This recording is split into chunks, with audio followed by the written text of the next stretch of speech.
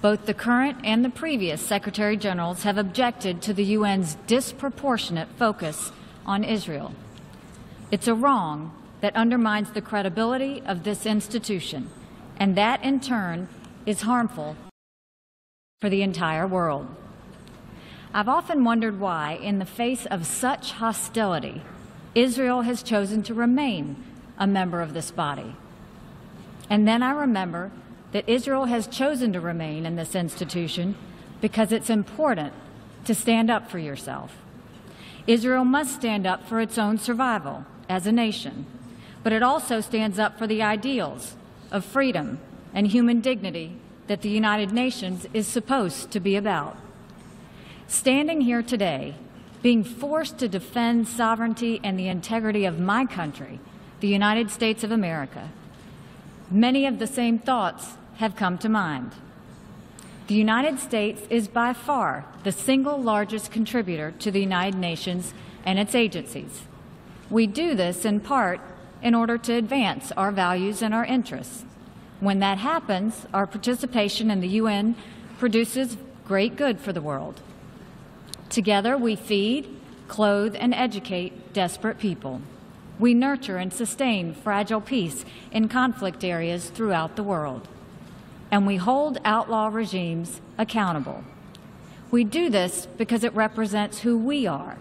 It is our American way. But we'll be honest with you. When we make generous contributions to the UN, we also have a legitimate expectation that our goodwill is recognized and respected. When a nation is singled out for attack in this organization, that nation is disrespected.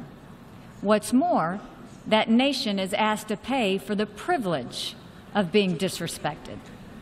In the case of the United States, we are asked to pay more than anyone else for that dubious privilege. Unlike in some UN member countries, the United States government is answerable to its people. As such, we have an obligation to acknowledge when our political and financial capital is being poorly spent. We have an obligation to demand more for our investment. And if our investment fails, we have an obligation to spend our resources in more productive ways. Those are the thoughts that come to mind when we consider the resolution before us today. The arguments about the President's decision to move the American embassy to Jerusalem have already been made. They are by now well known. The decision was in accordance to U.S. law dating back to 1995, and its position has been repeatedly endorsed by the American people ever since. The decision does not prejudge any final status issues, including Jerusalem's boundaries. The decision does not preclude a two-state solution if the parties agree to that. The decision does nothing to harm peace efforts. Rather, the President's decision reflects the will of the American people and our right as a nation to choose the location of our embassy. There is no need to describe it further. Instead, there is a larger point to make.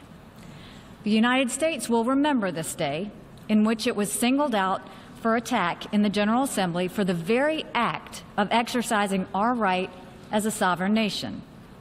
We will remember it when we are called upon to once again make the world's largest contribution to the United Nations. And we will remember it when so many countries come calling on us, as they so often do, to pay even more and to use our influence for their benefit. America will put our embassy in Jerusalem. That is what the American people want us to do, and it is the right thing to do. No vote in the United Nations will make any difference on that. But this vote will make a difference on how Americans look at the UN and on how we look at countries who disrespect us in the UN. And this vote will be remembered. Thank you.